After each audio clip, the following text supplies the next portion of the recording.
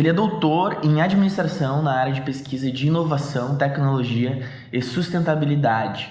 Desenvolveu estágio doutoral no Boston College, Estados Unidos, com foco em espiritualidade nas organizações. Professor da graduação em administração e do mestrado profissional em gestão e negócios na Unicinos. Membro da Academy of Management, Estados Unidos, no grupo de interesse Management, Spirituality and Religion. Coordena atividades vivenciais e práticas de meditação em eventos científicos, instituições de ensino e empresas. Idealizador e condutor de programas de desenvolvimento de gestores baseados na inteligência espiritual e na abordagem integral. Tem experiência com atividades acadêmicas e vivenciais em universidades de diferentes países, como Universidade Central, Santiago do Chile, HEC, Montreal, Canadá, Boston College, Estados Unidos, Politécnica de Milão, Itália, e Shanghai Jiaotong University, Xangai, China. Seja muito bem-vindo ao podcast Demasiado Humano. É um prazer tê-lo aqui. Obrigado. Cláudio Sena Vensky. Que legal recebê-lo aqui e a gente poder falar. Obrigado pelo convite. Tantas... A sua audiência, né? Falar para a tua audiência, os teus espectadores. Que legal. E poder espalhar, assim, eu acho que esse teu trabalho tão bonito, essa tua trajetória, tanto no mundo que as pessoas tendem a dizer que é contraditório, mas está cada vez se encontrando, que é uma coisa mais... A meditação se encontrando com a universidade, com a administração, com as empresas, né? Até uma contradição que foi criada, né? Na verdade, nunca houve essa contradição real, né? E acabou por momentos históricos aí, meio que separando, né? Toda essa questão de busca espiritual, busca mais interna, com as buscas externas, né? E hoje, como você falou, hoje está se resgatando, na realidade, né? Resgatando conhecimentos antigos que já tem efetividade, né? E hoje mostra-se também efetivo nas universidades, nas empresas, né? E esse é um caminho que eu estou tentando aí trazer mais para o nosso meio, né? Que bom, que bacana. O professor Cláudio, aqui na Unicinos, ele promove encontros de meditação toda semana. Eu acho que 4 ou 5 dias, 4 dias por semana. 4 dias, Uma segunda-feira na Unicinos de Porto Alegre, terça, quarta e quinta aqui em São Leopoldo. Terça e quarta eu conduzo e na quinta-feira a professora Rosa Paula conduz. Sim, é muito bacana, eu tenho vindo. E depois a gente vai falar sobre isso, mas eu queria falar assim, como é bacana esse sino que tu usas, um sino de cristal que ajuda a gente, são 10 minutos, 15 minutos que já nos dá uma alinhada, uma centrada, assim. Mas, Cláudio, eu gostaria que tu começasse falando, assim, sobre um pouco da tua trajetória, como começou esse interesse, essa busca em relação à espiritualidade mesmo, assim. Então, é uma busca pessoal, ela já tem mais de 20 anos que eu meditava, fui buscar na meditação um autoconhecimento. Eu aprofundar meu autoconhecimento. Primeiramente, eu busquei junto a grupos budistas, né, de meditação.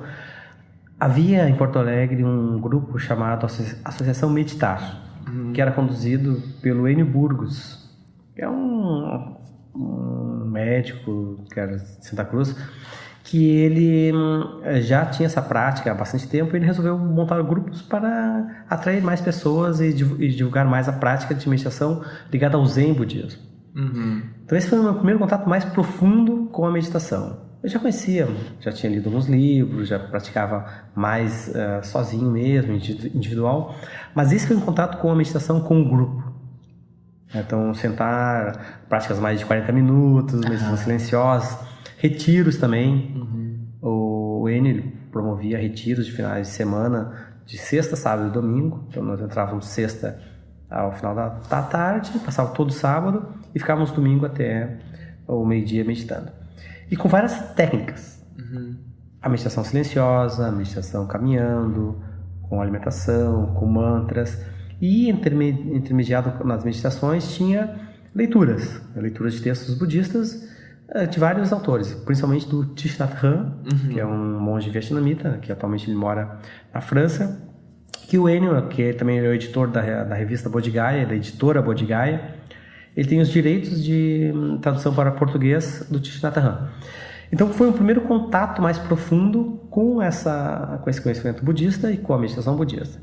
Isso me deu uma base maior para eu desenvolver essas práticas individuais também. Então, em torno de 20 e poucos anos que eu tinha essa caminhada muito individual.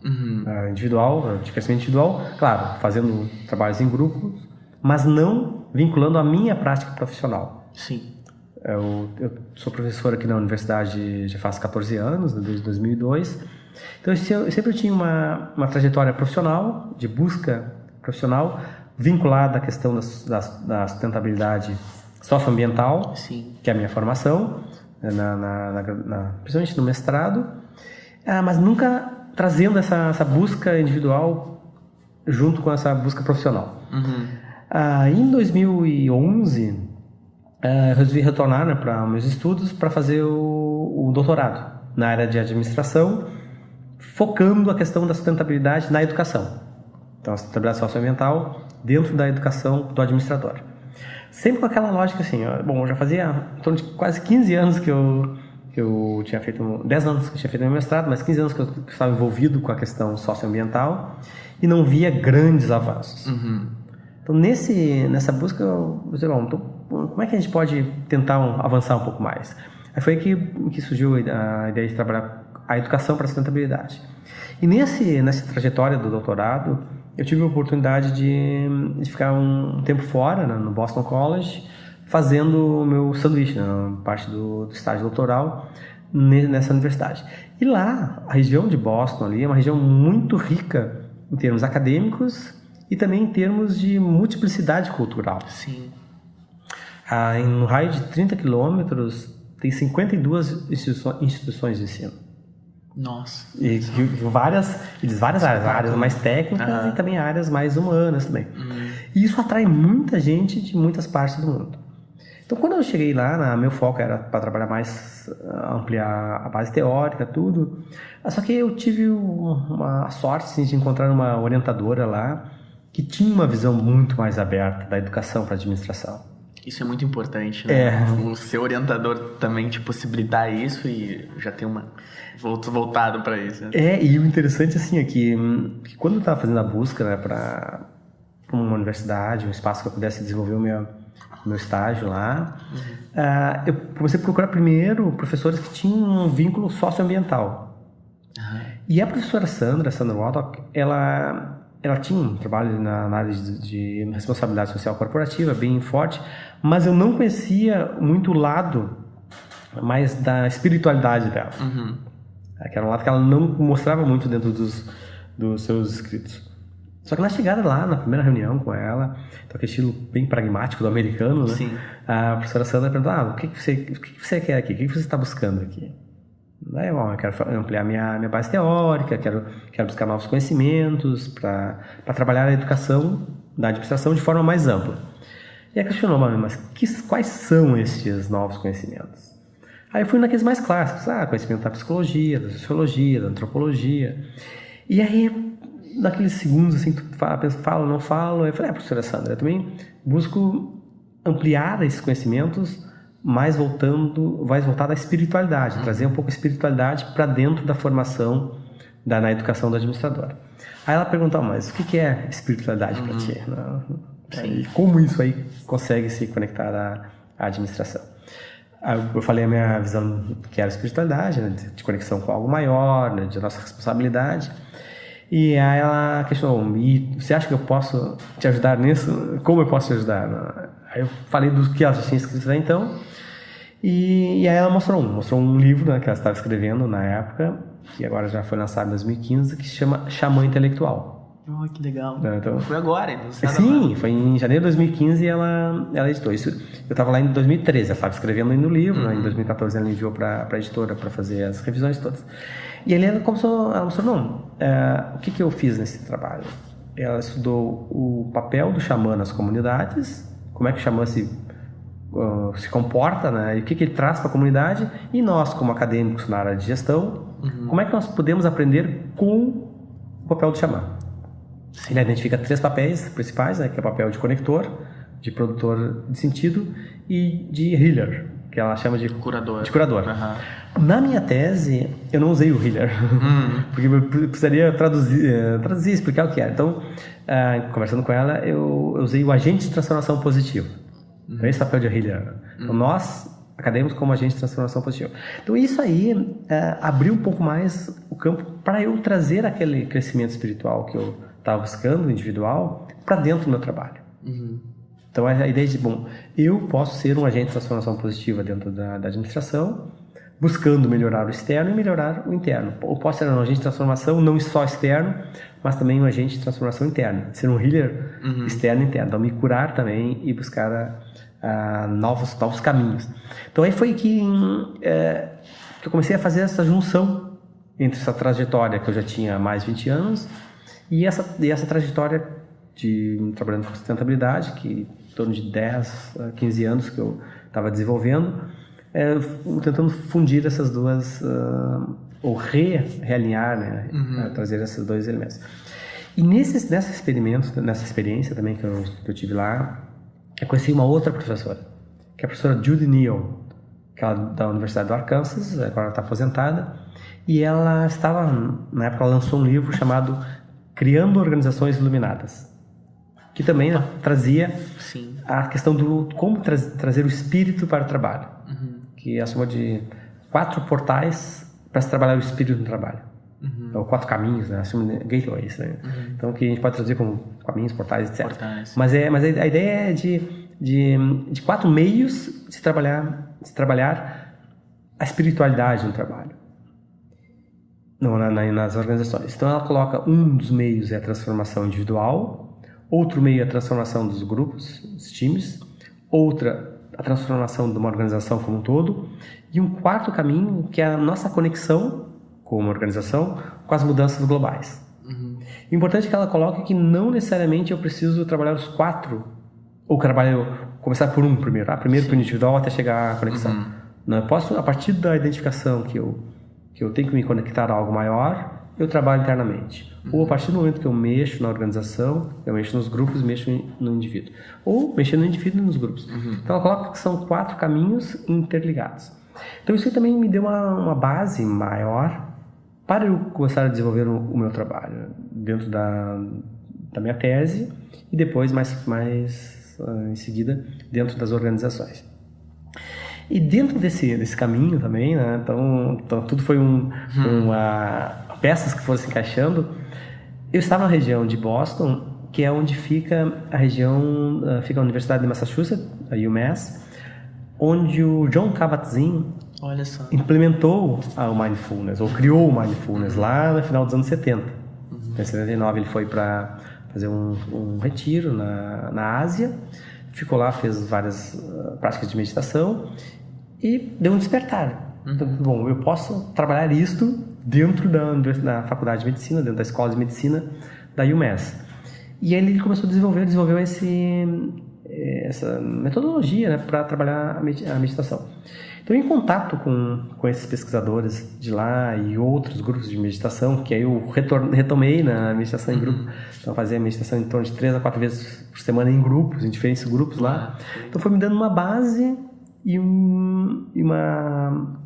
não vou dizer uma solidez, mas mais suporte, uma sustentação e também assim, reforçando, dizendo, isso aqui dá para se trabalhar.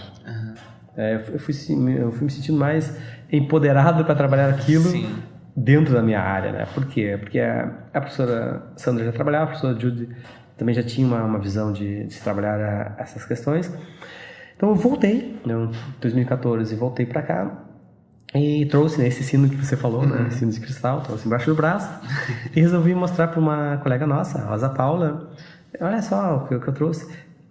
Fizemos uma sessão de meditação. Ela disse, não, nós temos que mostrar isso para os demais colegas.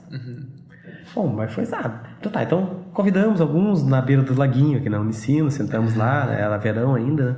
Começamos a tocar, a pessoa, que maravilha, vamos chamar mais pessoas, e foi muito no boca a boca. Então, as pessoas foram chamando os outros, então quando vimos, já tínhamos 15, 20 pessoas na sala meditando. E nesse meio tempo, uma das professoras que é da área da comunicação, ela ficou sabendo, né, do grupo e indicou para os alunos fazerem um trabalho aqui. Os alunos da área de comunicação. E os alunos fizeram, né? Fizeram a parte de jornalismo, parte de rádio, parte de TV, fizeram mini reportagens que divulgaram internamente. Sim. E essa divulgação foi crescendo, aí foi atingindo outras áreas. Então, o que iniciou na escola de gestão e negócios, se ampliou para comunicação, se ampliou para a área de saúde, se ampliou para a área da escola a escola politécnica também. Então, foram vindo vários outros colegas.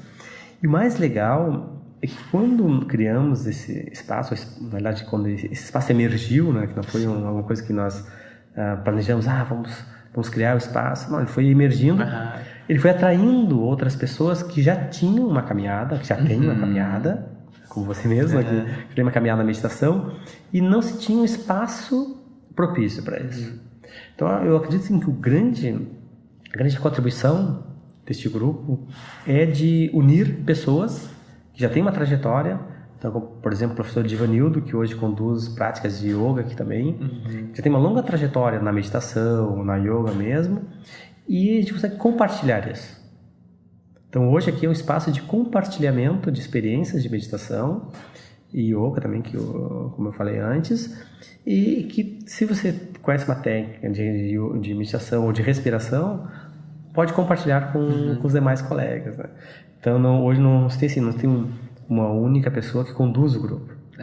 Então, eu na terça e quarta eu conduzo mais, mas quando eu não estou, tem a professora Rosa ou tem a professora Cláudia também, que também pode conduzir, né? Que é um espaço de compartilhar experiências e também de mostrar o quanto que a meditação consegue melhorar as pessoas.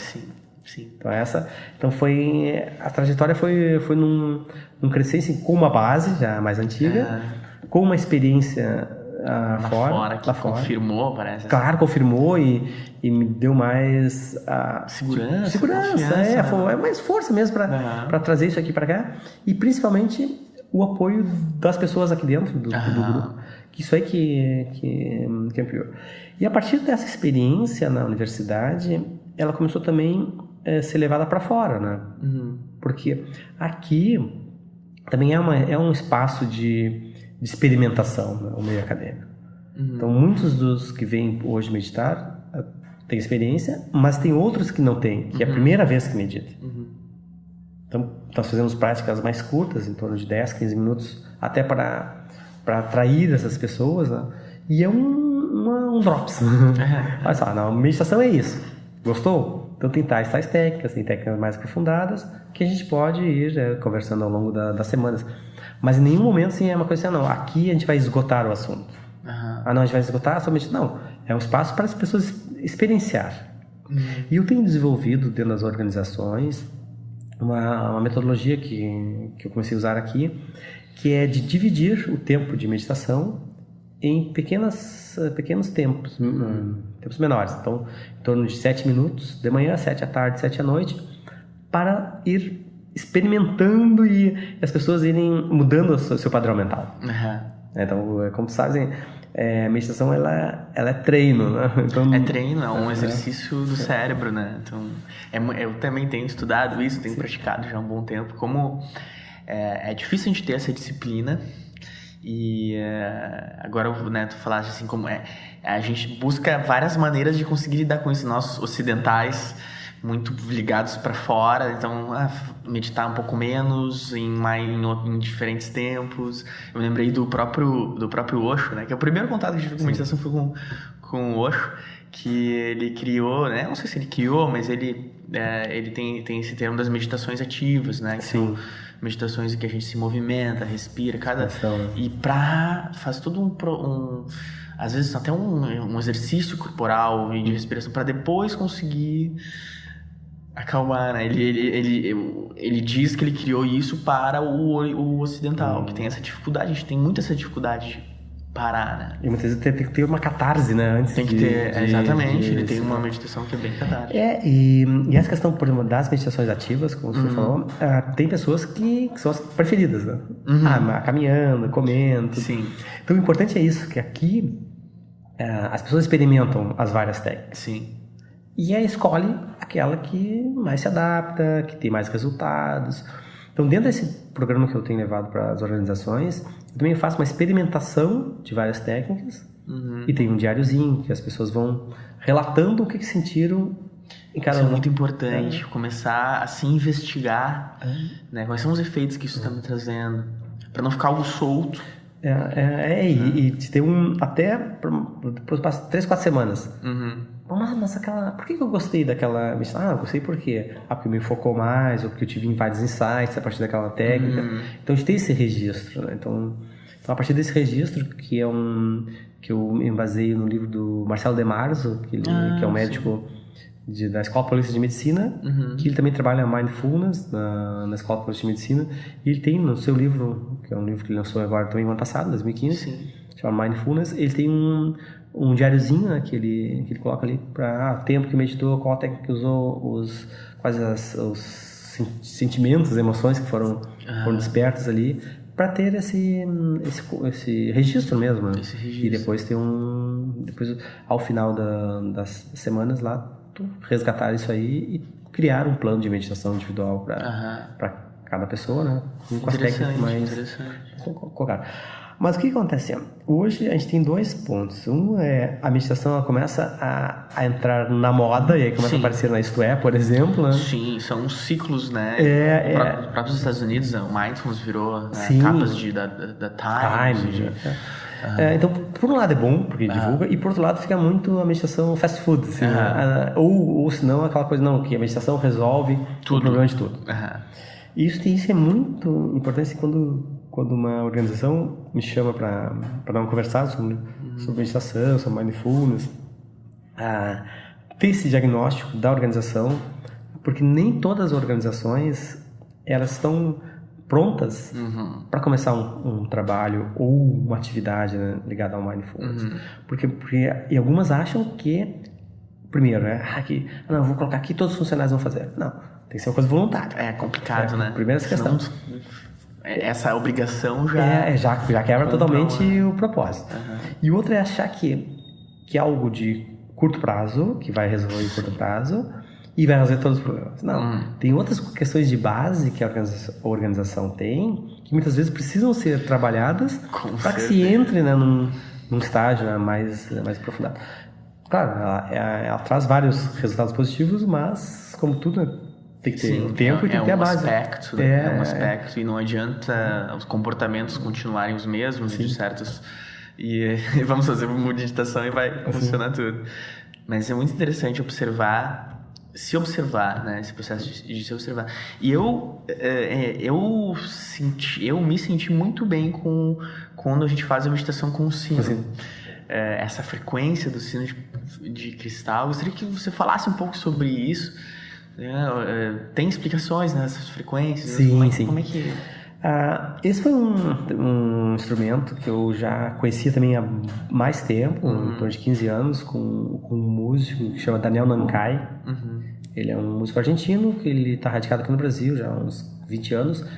E há uns 15 anos atrás ele trouxe um desses sinos do Havaí. Ele trouxe uma viagem dele, que era da nota Dó.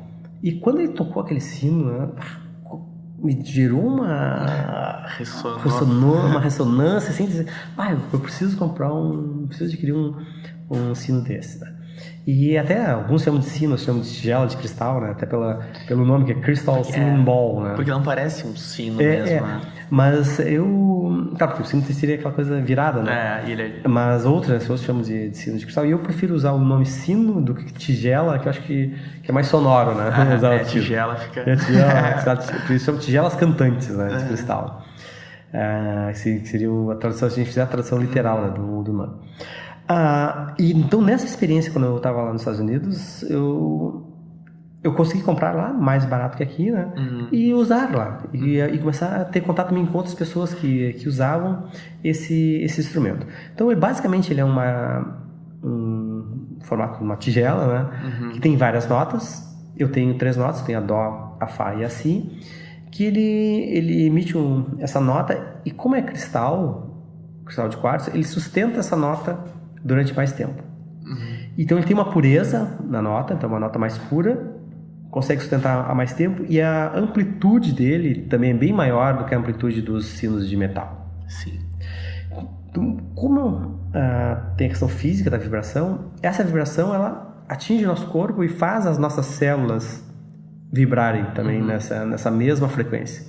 E ao vibrarem, acaba impactando o nosso corpo e desbloqueando algumas emoções, ou até mesmo questões mais físicas que nós temos.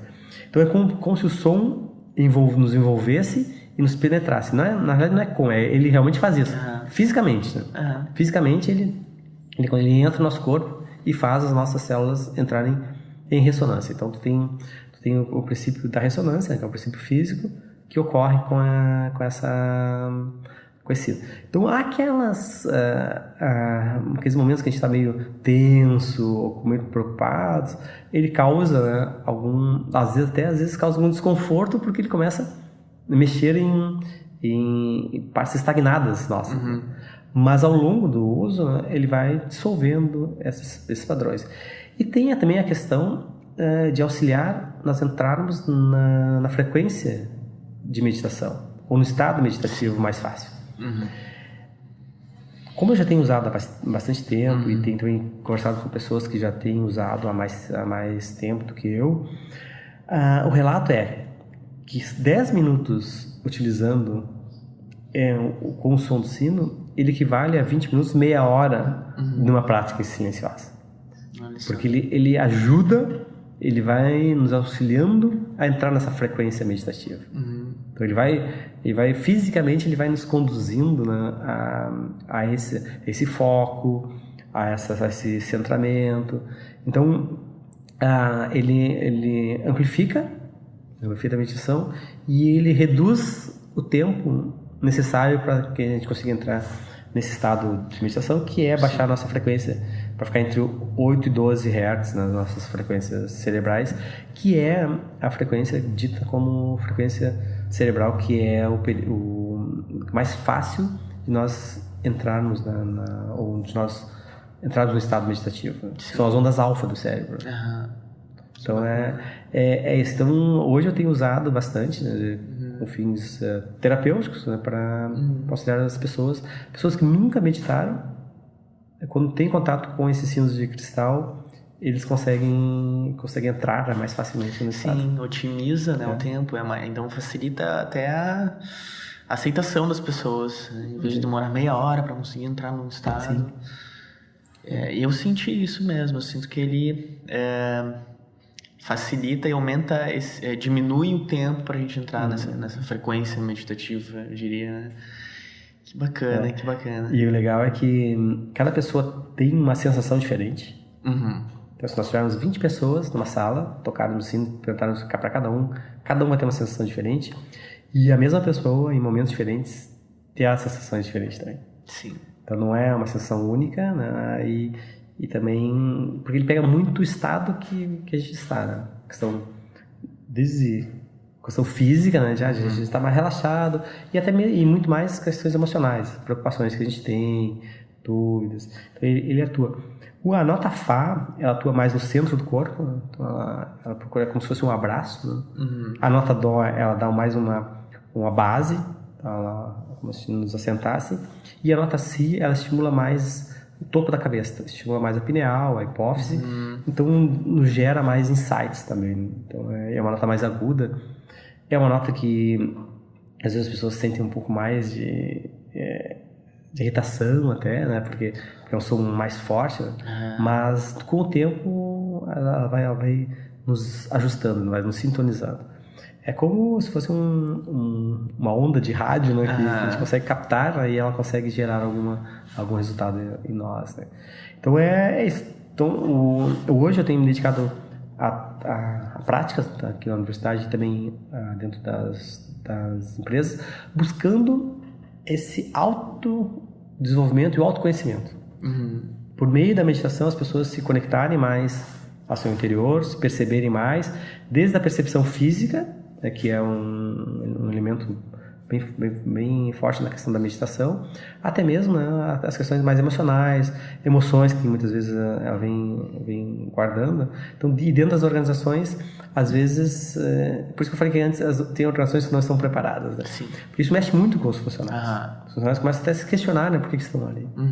Então tem todo um trabalho, né? Então é um trabalho que se faz junto com o pessoal do Recursos Humanos, né? Então isso é apontado, né? Porque não é um trabalho que eu chego lá, faço uma gestão e vou embora. Tem que ter todo esse apoio, né, da área de Recursos Humanos da parte na psicologia organizacional também, né? Para dar atenção a essas pessoas que vão buscar mais o seu autoconhecimento. Sim. Então são instrumentos, são ferramentas que não tem sentido se não tiver um objetivo mais profundo. Então, chegar lá só, fazer uma meditação e ir embora, não... Sim, o interessante é ter um programa, né? Uma continuidade. Então é isso. Então, normalmente eu vou, assim, faço uma demonstração ou mostro pro pessoal do RH o que é, né? E aí, acreditando na ideia, então se desenha um programa customizado para cada organização, né? Até pelo número de pessoas, pelo tipo de foco que a organização tem, né? Mas se desenha em conjunto com o RH, né? Eu tenho uma metodologia que eu desenvolvi, mas no programa ele não é fixo, né? Depende da organização e depende até da maturidade organizacional também. Então isso é importante, né? Quando tu tentar entender não tempo de empresa, mas sim se a empresa já está madura o suficiente para se fazer um trabalho desse nível. Sim. Então, e como que as empresas têm respondido? Como que os funcionários, qual tem sido o feedback que tu tens encontrado? Tem umas que são curiosas, né? Tem empresas curiosas, tá se falando, né? Eu vi. Vou lá ver. O Google tá fazendo isso. Usa. Então a empresa da área de tecnologia, vamos também usar. Mas às vezes o caminho que a empresa está não fecha. Não fecha. Então tem muitas empresas que vêm por curiosidade e algumas vêm achando que, como eu falei antes, que vai resolver todos os problemas. Então hoje a implementação, hoje tem muita procura, mas a implementação ainda está no início, né? Então tem algumas empresas que já começaram a implementar, mas os resultados estão aparecendo, né? Então, por exemplo, um resultado que é bem mensurado, eu não consegui medir pelo tempo que estou aplicando, mas nas organizações fora do Brasil onde se aplica, é a questão de rotatividade de funcionários. Diminui a rotatividade, diminui a questão de afastamento também por doenças psicológicas também, estresse, né? A questão do burnout também, que principalmente na área de saúde também é muito relatado que quando se aplica um programa principalmente o ligado ao Mindfulness do Jon Kabat-Zinn, que tem um programa que é a redução de estresse baseado em Mindfulness, já se tem muitos relatos dessas questões. Então, redução do estresse, redução da rotatividade, mais comprometimento com o objetivo das organizações. E, claro, é óbvio também que isso aí também coloca, às vezes, muitas minhocas na cabeça das pessoas. Eles vão pensar demais. Então, por isso que eu falo assim, tem que ter uma maturidade organizacional para a empresa saber, nós vamos aumentar a percepção dos teus funcionários. Vai ter um ponto positivo que eles vão conseguir melhorar sua performance, mas também pode acontecer que eles percebam que aquele não é o lugar e saiam, né? Então, ou reivindiquem outras coisas. Claro, outras coisas. Né? Então tem esses efeitos, né, colaterais, né, mas assim, se tu quer ter funcionários ativos, então tem que perceber isso. Então talvez isso também as empresas dêem um passo para parei, vamos esperar um pouquinho mais, né? Mas é que isso tem que ser claro, porque senão é que eu acho que não vai ser só pontos positivos e não se prepara, né, para o que vem para as decorrências. Mas é um programa de desenvolvimento. Então, e o desenvolvimento, ele muitas vezes tem que encarar, né, até os fantasmas, né, as luzes e sombras, né. Demora tempo, não é todo mundo que vai aceitar, que vai querer fazer. Mas é algo assim, que está me realizando bastante, né, porque é algo complementar ao meu trabalho. E na ponta, o resultado é o que eu sempre busquei na minha vida profissional, que é melhorar a questão social e ambiental das organizações. Então, quando as pessoas dentro das organizações se tornam mais conscientes e, por consequência, as organizações ficam mais conscientes, então tu aumenta a consciência organizacional, tu percebe quais são os impactos que tu está gerando, como tu reduzir esses impactos, o que tu está entregando lá na ponta, né? Que solução tu estás dando, qual é a forma como tu resolve isso. Então hoje a questão social e ambiental ela se tornou uma decorrência do meu trabalho. Antes era um objetivo mais pontual. Não? Eu vou na organização, vejo quais são as questões sociais e ambientais e sugiro mudanças ali. Sim. Hoje não, hoje eu trabalho com as pessoas para as próprias pessoas encontrarem soluções. Interessante. Então eu dou um passo atrás para que a solução se torne mais efetiva. Né? Interessante, porque eles vão tomar as decisões. Sim. Então eles vão tomar. Então antigamente trabalhava com técnicas de ecodesign, produção mais limpa, que era soluções muito técnicas. Né? Mas muitas vezes as pessoas dentro da organização não estavam conscientes do que aquilo ali iria impactar positivamente. Então hoje não, hoje eu desenvolvo a consciência para que a solução surja a partir da consciência. Faz muito mais sentido. Né? Sim. Então, claro, é mais demorado? Mas é mais efetivo. Então essa que é a minha busca hoje profissional, né? Então dentro da gestão. Então, eu tenho a minha formação é toda na área de gestão, né? Graduação, mestrado, doutorado na área de administração e sempre voltado, né, para essa questão socioambiental. Então hoje eu busco, né, essa questão da meditação e principalmente a questão dessa busca espiritual, né? Então qual é o nosso papel, qual é a nossa missão dentro de uma organização? Então, a partir dessa missão, como é que a gente consegue cumprir a nossa missão pessoal e cumprir a nossa missão organizacional para produzir algo positivo para a sociedade? Então, essa que é um caminho hoje que eu tenho feito. Muito interessante. E eu acho muito interessante a força e o papel do grupo.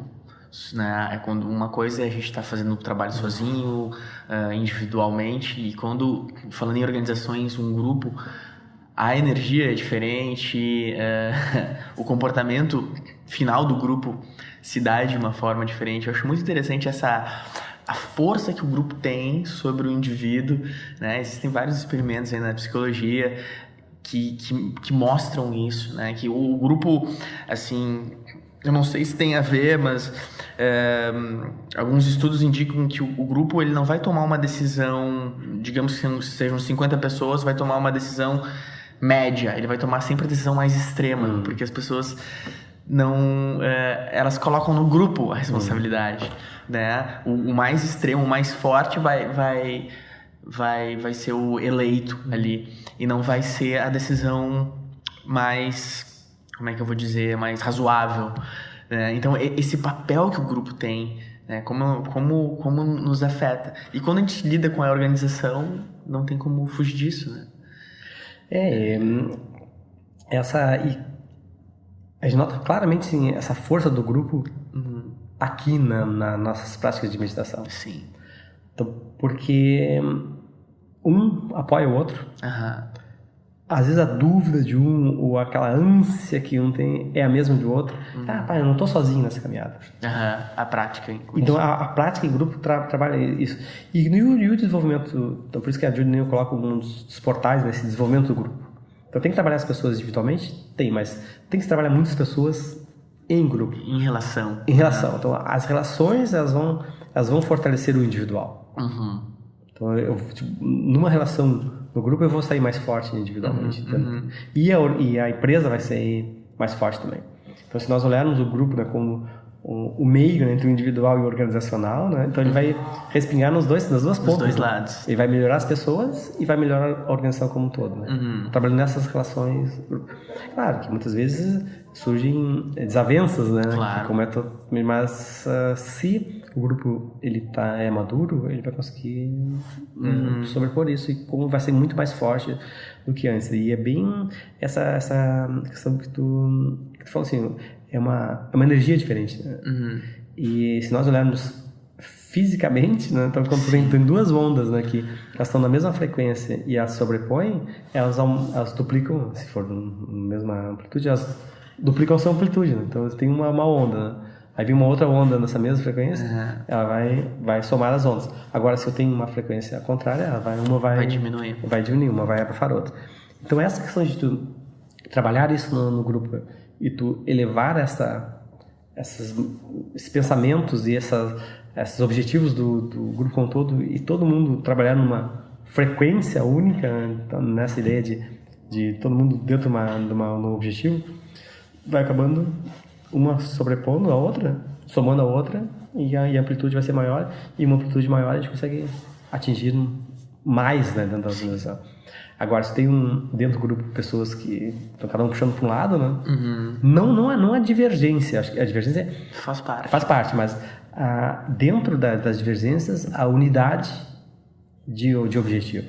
Quando tem diferentes visões para se atingir o mesmo objetivo organizacional, isso é válido, né? Mas agora quando tem objetivos diferentes dentro da organização, é que cada um vai puxar para um lado e não vai dar um diálogo no meio. Então, a diversidade, ela é importante nesse crescimento organizacional, desde que nós, mais do que respeitar a diversidade, é usar a diversidade.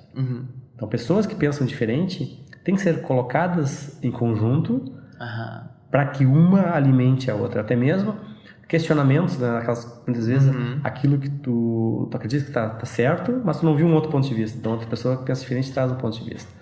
Então, a diversidade como elemento de crescimento organizacional, desde que usada, né? E não respeitada. Quer dizer, não, eu respeito a teu modo de pensar, então tu pensa da tua forma, eu penso da minha, e cada um fica aí pensando dessa forma e eu fico pensando aqui. Eu respeitando a tua opinião. Mas a ideia é mais do que respeitar. É respeitar e usar isso. Então, como é que eu uso a diversidade dentro das organizações para fazer essa melhoria? Muito bom isso, né? Então, se a gente quer investir na diversidade, a gente tem que investir na individualidade, no empoderamento do individual, né? Da característica individual de cada um. Como é importante isso. A gente está vivendo uma era, eu acho que cada vez mais as pessoas estão se empoderando mais, as minorias, né? E se conhecer, né? Se conhecer, né? Quem eu sou. Sim. E o se conhecer não é ficar até se culpando porque é assim, e sim, como é que eu posso melhorar dentro dessa... Se aceitar, né? Se aceitar. Tem uma amiga minha que trabalha com Enneagrama, né? Que bacana, eu quero conhecer também. Que o Enneagrama trabalha com o que chama de Eneatipos, né? Então, os 9 tipos principais. Cada um tem características, né? Tem características de luz e características de sombra. Né? Então a ideia não é, agora eu vou querer me transformar num outro tipo. Não, é como é que dentro daquele teu tipo tu consegue, né, sobrepor aquelas características que são negativas e melhorar. Só que para isso tu tem que te conhecer, não? Sim. Então o Enneagrama é uma ferramenta de autoconhecimento para tu tentar, eu tenho esse lado luz, lado sombra, como é que eu posso melhorar? Né? Então não é tu achar que o teu eneatipo é melhor ou pior do que o outro, né? E sim, tu te reconhecer e tu melhorar, né? Tu crescer. Só que o crescimento se dá a partir do reconhecimento do que eu tenho de bom, o que eu tenho de... Com certeza. E muitas vezes, ao longo dos anos, a gente vai botando véus, né? Nem a gente se conhece mais. Não nos conhecemos. É mais difícil. Então, quando tu faz usa a ferramenta aliada à meditação, a meditação te traz uma abertura maior para que tu consiga ver aqueles tipos de uma outra forma que tu não conseguia ver antes. Do modo como é. Do modo como tu vê a tua essência. Né? Porque a tua essência... Até tem uma analogia bem legal que é assim, às vezes tu cria... Na nossa infância a gente cria coloca roupas para que a gente seja aceito naquele momento. Só que o que acontece? A gente vai crescendo e as roupas não crescem, né? e aquelas roupas ficam nos pressionando. Então, muitas vezes, aquilo que serviu há um tempo atrás para nós nos posicionarmos, para nós caminharmos, sermos reconhecidos, foi um momento, né? Mas é um momento que agora eu preciso tirar aquilo ali, tirar aquelas capas e expandir, né? Então, esse que que se usa muito essa ferramenta para trabalhar esse autoconhecimento. Então, são complementos, né, que a gente vai buscando, né, para trabalhar esse autoconhecimento. Então, é isso. Eu acredito que a meditação me trouxe muito disso, de eu me conhecer mais. E como eu falei antes, de eu me empoderar mais para usar aquilo que eu achava, não, pois é, mas quem é o pessoal? Então diz, não, é possível fazer, usar assim, outras pessoas estão fazendo, como é que eu posso trazer isso para cá? Então foi muito, muito importante nesse momento. E como eu fiquei 7 meses sozinho lá, então também foi um momento de introspecção. Aí o pessoal fala assim, eu vou pra Índia fazer um retiro espiritual, não sei o que. Eu disse, não, eu fui pros Estados Unidos, né? porque às vezes o lugar é importante, assim, mas quando tu tá buscando o teu interior, independe de onde tu vai, né? Sim. Então tu pode estar na Times Square lá, fazendo meditação lá, Sim. ou no retiro na Índia. Mas é importante isso, né? Muitas vezes, muitas pessoas vão pra Índia e não acontece nada. E as pessoas vão lá para um centro maior e conseguem ter uma transformação, mas porque vão aberto para isso, né? Então acho que é nesse caminho aí, né? E para quem já pratica, sugiro praticar mais, né?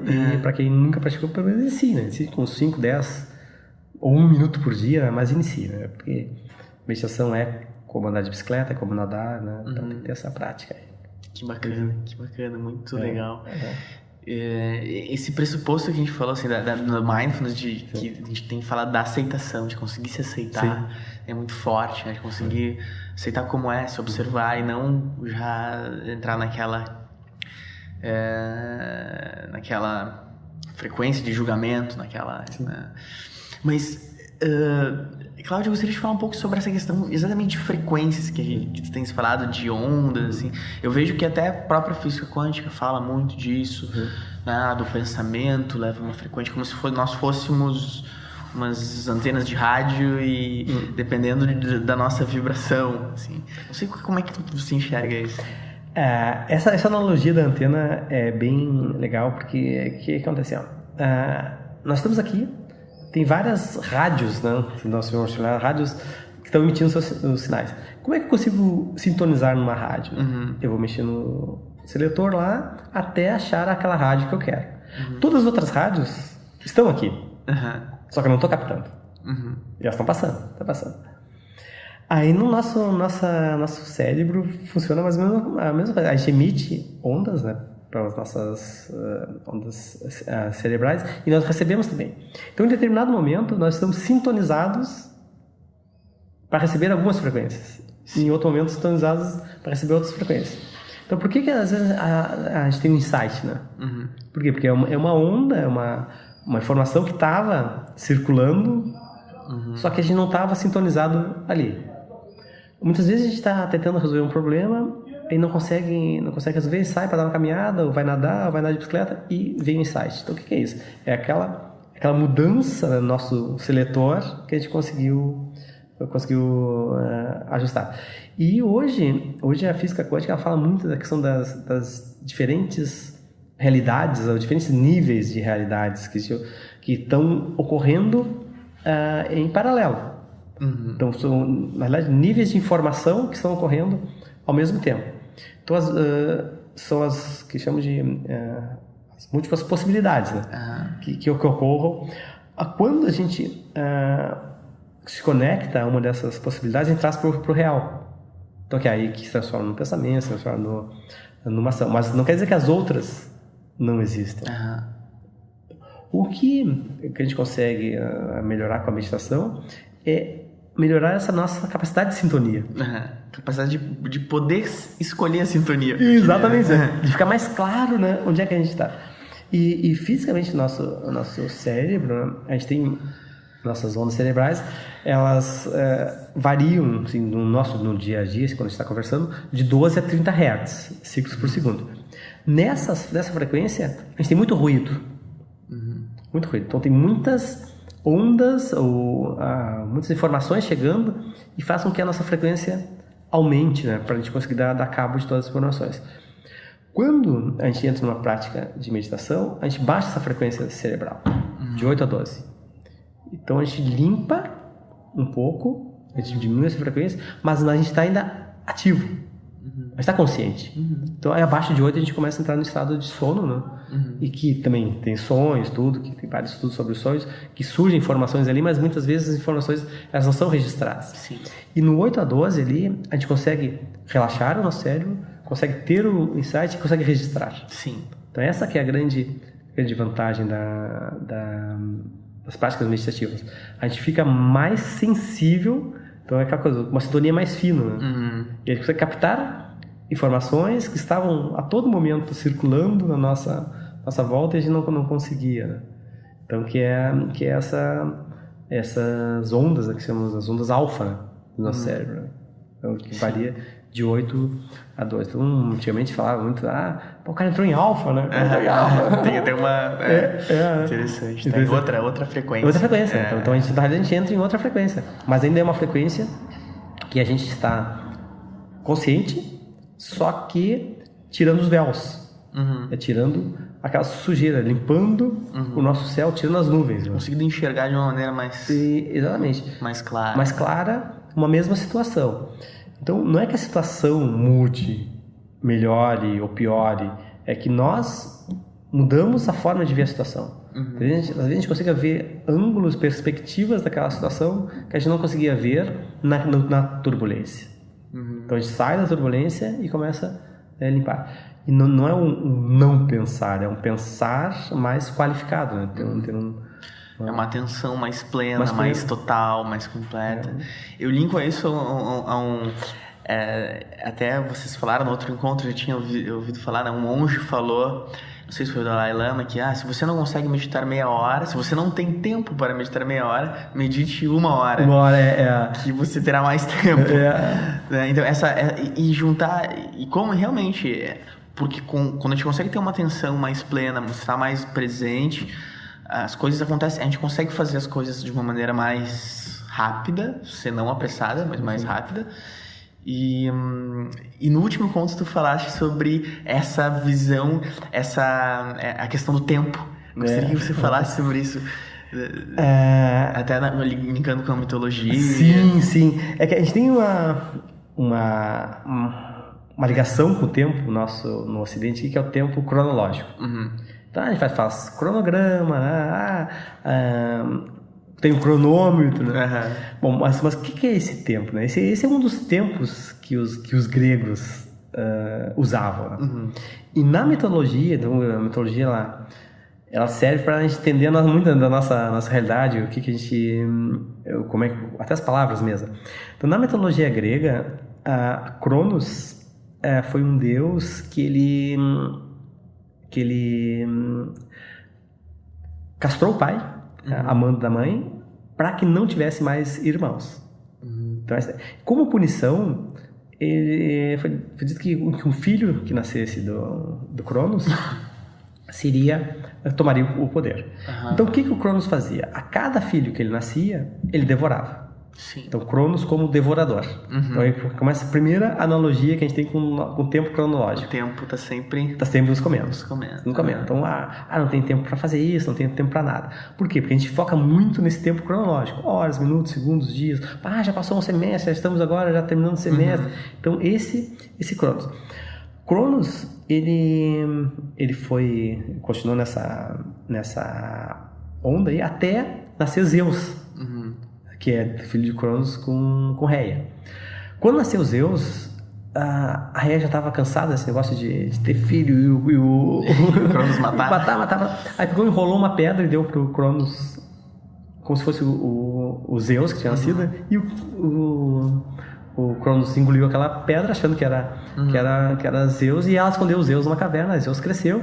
Aí quando Zeus cresceu, ele se juntou aos titãs lá para expulsar o Cronos do Olimpo. Aí conseguiu, só que antes de expulsar o Cronos, ele fez o Cronos vomitar todos os outros filhos, né, que ele tinha. Olha só. Então o Zeus tomou e jogou o Cronos, né, para nós aqui, né? Então essa é a ideia do tempo cronológico. Só que os gregos usavam outras medidas de tempo.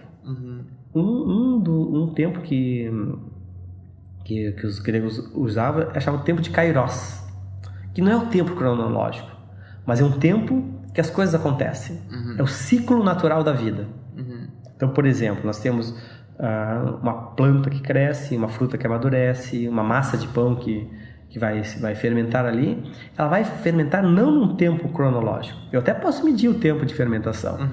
Só que se mudar algumas condições atmosféricas, se eu botar mais ou menos levedo, ou se fizer um verão mais quente, aquela planta vai amadurecer mais, vai crescer de forma diferente e não necessariamente obedecendo àquela cronologia. Sim.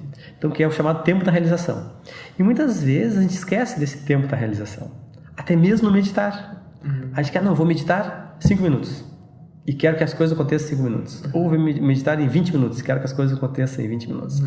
E na vez passada, até... eu não sei se foi no teu grupo, que eu toquei, fiz o sino e perguntei quantos minutos... Vocês acham? Vocês acham que nós meditamos, né? Cada um vai ter uma percepção. Por quê? Porque ninguém está olhando o relógio. Então vai ser a sua percepção. Vai usar o tempo de Kairos para medir. Alguns acham que é pouco, outros mais.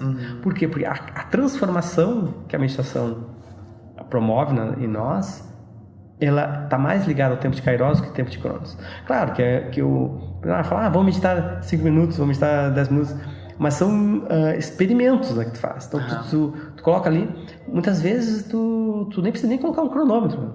Tu começa a meditar e quando tu achar que tá bom, para. Pode ser 5 minutos, 10 minutos, 5 minutos. Então eu indico muito isso, assim, de a gente fazer essas experiências, né, de meditar. Senta, até bota o cronômetro lá para depois ver, né? Mas não te fica muito preso. Não te prende, não. Porque se a gente prende, olha só, passou 5 minutos, passou 20 minutos, passou a meia hora. Então essa questão é muito relativa, né, da relatividade do tempo. De acordo com o que está fazendo, pode passar mais rápido ou menos rápido. Então é esse que é um tempo que muitas vezes se esquece. Então ele se apega ao tempo de Cronos, ao tempo cronológico, esquece esse tempo de Kairos, que é o tempo da realização. E na espiritualidade cristã chama de tempo do Senhor também, né? Então na Bíblia fala do tempo de Kairos. E os gregos ainda têm um terceiro tempo, né, que chamam de tempo de Aion, que seria um tempo não tempo. Um tempo que não é medido cronológico e não é medido por realização. É o tempo da plenitude, das coisas que ocorrem infinitamente, que eles chamam de tempo da alma, né? Então, por exemplo, a nossa...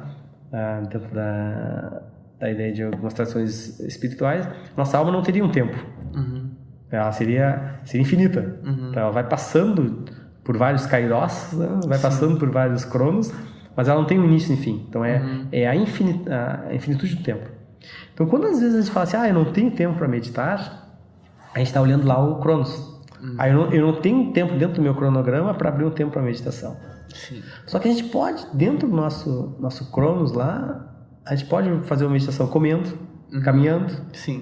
A gente pode usar várias técnicas para trazer o Kairos para dentro do Cronos. Né? Então essa questão. Então se a gente ficar preso somente a esse tempo devorador, que é o tempo de Cronos, certamente a gente vai achar que não vai achar tempo. E ele é elástico, né? Às vezes tu fica 5 minutos vendo alguma coisa legal, já passou 5 minutos. Né? Tem uma pessoa assim, se a gente acha que o tempo está andando cada vez mais rápido, experimenta ficar fazendo 5 minutos de prancha lá no Pilates, na funcional lá, né? Tu vai ver que o tempo está demorando muito, né? Demora muito, verdade. Então é essa percepção, né? Então a percepção de tempo, né? Então, às vezes tu entra num estado de flow lá que quando ele passou rápido. Não se percebe. Não se percebe. Né? Então lidar com esse tempo eu gostei muito que você trouxe um exemplo assim, as crianças, né, brincando, elas não chegam assim, acabou nosso tempo, vamos parar de brincar, né? Elas vão brincar até sentir fome, alguma coisa assim, aí, né, eles estão no tempo de Kairos. Tempo de Kairos, que é o tempo de brincar, né? Tempo de brincar. E quando a gente, às vezes, até como professor dando aula, às vezes a aula se acaba antes do seu tempo. E a gente tem que se prender naquele tempo. Ou às vezes a aula, aquele tempo que do sinal que bate não é suficiente, tem que se estender um pouquinho, mas a gente acaba se prendendo um pouco nessa... Ele nos devora de alguma maneira, né? E o importante é isso aqui. A gente tem primeiro que a gente tem um cronograma semestral para cumprir, e ali a gente divide isso em tempos menores, que é tempo de aula, Eles não. E a gente usa uma expressão assim, não venci o cronograma. Né? Sim, uma luta. Não venci o conteúdo, né? Então a gente se coloca numa situação de luta, né? Quando não venci o conteúdo, você tinha que ter que. Às vezes não precisa, então, talvez numa aula renda duas aulas e noutra aula renda metade. É verdade. Então nós como docentes e como educadores, a gente tem que entender um pouquinho isso de que se a gente ficar muito preso ao cronograma, sim, talvez a gente vai perder de realizar muitas coisas. Exatamente. Então é um aprendizado. É muito interessante, né? Acaba esquecendo da realização e mais focado no cronograma. No Cronos ali. No Cronos e esquece o Kairos. É. E a meditação te traz muito isso.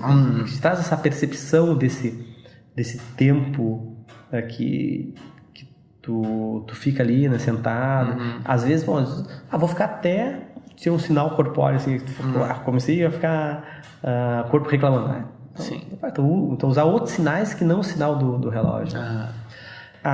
Hoje em dia tem muitos aplicativos, né, que auxiliam a meditação, até com timers, tudo assim. Mas é importante a gente não se viciar nos timers dos aplicativos. Já meditei 20 minutos e deu. Porque senão, o que pode acontecer? Bater um ponto. Eu cumpri a minha meta. É isso aí. Ou né, fazendo uma analogia, fui à missa domingo, né? E agora tá resolvido, né? Agora tô perdoado. Tô perdoado, né? Então não se pegar tanto, né? Por isso que as metodologias lá falam, é tempo mínimo, né? Claro, tem assim, teu cérebro tem umas respostas nesses tempos cronológicos, a gente consegue medir, mas só que tem muitas diferenças. Então, alguns vão responder em 20 minutos, outros vão responder em 5. Uma prática de meditação. Tem subjetividade. E outros vão ficar 40 minutos e não vão perceber nada. Né? Então tem que se respeitar muito e tem que se entender muito. Por isso que é importante ter esse diáriozinho, né, que a gente vai anotando para ter essas percepções. Olha só, com essa prática aqui eu fiquei 5 minutos e deu resultados. Com essa outra aqui eu fiquei 20 minutos e não deu nenhum resultado. Né? Por quê? Porque aquela prática ele te conectou mais, ele te trouxe mais ao tempo de Kairos. Né? Tu conseguiu fazer mais em menos tempo. Né? Sim. Tu teve uma produtividade mental melhor naquilo ali. Então são essas questões que a gente vai refinando, né, ao longo da nossa caminhada. Mas o importante, sim, é começar, né? Para quem nunca meditou, começar, e para quem já medita, continuar. Né? Senão a gente não... mas isso não é para mim, né? Senão só fica na conversa. Um amigo me disse, a meditação não é para mim. Eu disse, não, mas a meditação pode não ser para ti, mas você é para a meditação. Então, é interessante, né? Porque eu encontrei, até escutando um podcast até do Murilo Gun, um brasileiro aí, muito bacana. E ele também fez uns encontros meditativos. Ele falou assim que a meditação é um produto que está sendo oferecido para o público errado, né? Porque as pessoas que são as mais calmas, elas acabam sendo atraídas naturalmente. Mas na verdade esse produto tinha que ser oferecido para os ansiosos, esses que deviam estar meditando. Só que os ansiosos já vêm, eu não consigo, não é para mim, eu não posso, né? Não existe essa coisa de parar e que, né, essa visão que tem que é simplesmente só parar, né? E que é muito difícil, né? E tem técnicas para conseguir. Sim. E claro, às vezes a pessoa escolheu uma técnica que realmente aquela ali não é a mais adequada para ela. Então por isso que é interessante experimentar várias técnicas. Então tu tem um tempo, né, para experimentar, para ver qual é que causa mais efeito. E de novo, assim, falando que tu colocou, você é para meditação. Você pode não ser, essa técnica pode não ser para você, mas você é ansioso, então você está para meditar, você está pronto para meditar. Né? Está pronto. Se você é ansioso, você está pronto para meditar. Não precisa, exatamente. Já está pronto. Está pronto. Né? E eu sempre uso segundo, alguém já meditou? Não, nunca meditei. Meditou. Então, não se lembra? Todo mundo. Quando a gente era pequeno, a gente meditava. Quando a gente estava comendo, quando estava brincando, quando estava lá sendo amamentado pela mãe, é um momento de meditação. Para mim, essa ideia do estado de flow tem muito a ver com meditação. Pra mim é muito... Às vezes a pessoa pode estar varrendo a casa, pode estar fazendo qualquer atividade, lavando pratos, praticando um esporte, pode entrar num estado ali que essa noção do tempo desaparece, existe só um fluir. Sim. E pra mim isso é muito meditativo. Pra mim, eu não sei, mas tem muitas pessoas diferem. O que acontece? É que tem o piloto automático, o flow, né, e o estado meditativo, né? Então, claro, às vezes tu fiz a coisa no piloto automático. Bom, mas aí não é meditação, né? Tu tá fazendo automaticamente. Não, a meditação tem que ter a consciência daquilo que tu tá fazendo. E muitas vezes, e talvez o que as pessoas às vezes diferem o flow da meditação é que às vezes tu entrar no flow e não perceber que entrou, o que está ocorrendo durante esse período de flow. Acho que talvez essa é a grande diferença que tu tá no flow, mas tu tá 100% ali, tu tá focado, tu tá sentindo aquilo ali, as coisas acontecerem naquele momento. Então é um momento meditativo, tu tá sentindo o que tá acontecendo naquele momento. Agora, se tu te desliga, aí talvez tu entra num piloto automático, né? Então por isso que é tênue essa linha assim, é muito tênue. De tu entrar ali, mas tá consciente. Tu tá ali, tu tá fazendo, tá imerso. Tu tá imerso, mas não é um imerso sendo levado, né? É um imerso sendo ativo. Porque a questão, tu tem que ter a atenção plena, né? Ela te leva, assim, é algo ativo, né? Tem que estar com a atenção plena. Intenção. É uma intenção. Isso, então tu tem a intenção de estar naquele momento. Então a intenção de estar percebendo o que está ocorrendo, né? Percebendo a nossa respiração, tudo. Agora o que pode, muitas vezes o estado de flow pode nos levar a essa desconexão, né? Então tu entrou no flow. Você tá em outra, né? Não tá... Então como eu sou meu signo é peixes, né? E peixes assim, a lâmpada queimou. Quantos piscianos precisam para trocar uma lâmpada, né? Não sei. A lâmpada queimou, né? Nem percebeu, né? Então é muito, que aí é uma desatenção plena, né? Então não é então tem uma diferença, um pouco de diferença. Tu tá desatento com tudo que tá ocorrendo. E a meditação não, tu tá focado em tudo que tá ocorrendo e não julgando. Então, também não se deixar distrair. Isso, né? Ao mesmo tempo que tu estás prestando atenção, tu não te grudar nas coisas que estão ocorrendo. Então que é o desapego, né? Desapego. Trabalhar o desapego da mente, né? Que acho que é mais difícil que trabalhar o desapego físico, né? Isso aqui não serve mais os objetos, né? Desapego dos pensamentos. E nós nos viciamos em pensamentos. Então a gente nos viciamos e quando a gente vai tentar largar esse vício, dá síndrome de abstinência. Sim. Não, tem que pensar de novo. Então parece que se eu não estou pensando, eu não estou produzindo. É incrível. É incrível. Então se eu não estou preso àquele pensamento surge, não, então surge e deixa ali, né? Surge e deixa ali. Não nós somos muito mentais. Muito mentais, sim. E no Ocidente mais ainda. Então essa é a questão. Mas que bacana. Espero que... Nossa, tem muita, a gente falou sobre muita coisa, tem muita coisa para falar ainda. Mas eu gostaria que você falasse, assim, quem está te escutando agora em qualquer lugar aí do Brasil, do planeta, quem gostaria de entrar em contato contigo, com o teu trabalho, como é que faz... Né, saber todos os teus eventos e projetos. Eu tenho uma página, uma fanpage no Facebook, que é o Despertar da Inteligência Espiritual. Então semanalmente eu coloco alguns vídeos para auxiliar a meditação, algumas entrevistas também que eu coloco ali. Então essa é a mais institucional. E tem a minha página pessoal, né, que é Cláudio Sena Vensky, né, que pelo Facebook pode me adicionar, né? Então, Sena com 2 N's e Vensky, V-N-Z-K-E, que teria o maior prazer se tiverem dúvidas ou que nós conversamos aqui, ou alguma coisa que eu falei que talvez alguém pense ao contrário também do que eu falei, né? Poder discutir. Dizer, não, olha só, tua forma de pensar é essa, a minha forma... Então eu gostaria de ter retornos, né? Dessa conversa. Até para ficar uma conversa bidirecional, né? Então aqui o pessoal falando.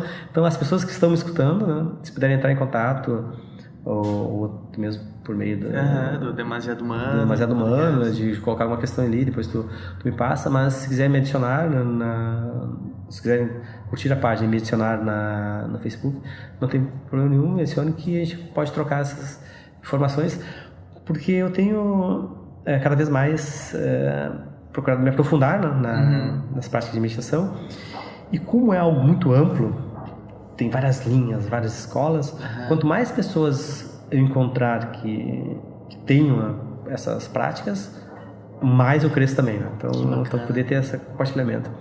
Agora, na segunda-feira, já 2 segundas-feiras, que foi um senhor lá meditar conosco, e ele trabalha com meditação cristã. Então, meditação cristã, e com grupos dentro de escolas, de universidades, não, mas mais escolas públicas, né? Trabalhando na meditação cristã. Então, nós conversamos um pouquinho sobre similaridades e diferenças da prática e da prática dele. Então a gente viu que tem muito mais coisas similares do que diferenças, né? Sim. Claro, talvez o que eles usam muito lá, esse foco muito na questão mais espiritual, religiosa, de Jesus Cristo, das palavras, tudo, até formas que são colocadas lá, mantras que são entoados, que tem a ver muito com os escritos da Bíblia. Enquanto que nosso grupo não tem um vínculo religioso, né? Então, mas a gente vê assim que as ferramentas são muito semelhantes e o mais importante, o objetivo mesmo, né? E eu acho que é isso que é legal. Então, a partir desse mesmo objetivo, a gente cria caminhos para se chegar lá. Esse diálogo, a internet nos possibilita essa conversação com todo mundo, e todo mundo pode participar. Então, seria o maior prazer de conversar com pessoas que pensem diferente, que pensem da mesma forma, né? E se eu puder auxiliar alguém que tenha uma dúvida de algo que eu falei aqui. Também nesta página que eu falei da Despertar da Inteligência Espiritual, tem alguns vídeos que auxiliam a meditação. Então tem uns vídeos com áudios, né? Também com o sino da nota Fá. Nota Fá e nota Dó, a nota Si a gente não preparamos ainda. O som do sino agregado com outros instrumentos, com flauta, com harpa, com piano também. Então aqui um amigo meu que é músico, nós compomos esses áudios para auxiliar a meditação. São áudios dentro do tempo cronológico aí de 7 minutos, né? Algumas pessoas escutam 2, 3 minutos ali já faz um efeito, outras pessoas escutam mais vezes, né? Então mas é mais para estimular, né? Também tem estimular o foco, né, em algum instrumento, e buscar essa âncora, né, que pode ser a respiração, um som externo. Que maravilha. Esses endereços vão constar ali no post, então você vai poder clicar ali. E muito obrigado, prazer recebê-lo aqui no Demasiado. Obrigado pelo convite. Já tinha escutado alguns posts, uma amiga minha também, a Vanessa, tinha me indicado também para conversar contigo, né? Que bom que está participando também do grupo. Fechou. E se depois quiseres mais... Continuamos, daqui a pouco a gente pode fazer outros encontros. Isso. Tem um tópico específico que queira falar, né? Hoje falamos de várias questões, né? Que legal. Mas é isso aí. Muito obrigado. Prazer estar aqui no Demasiado Humano. Prazer, valeu. Obrigado.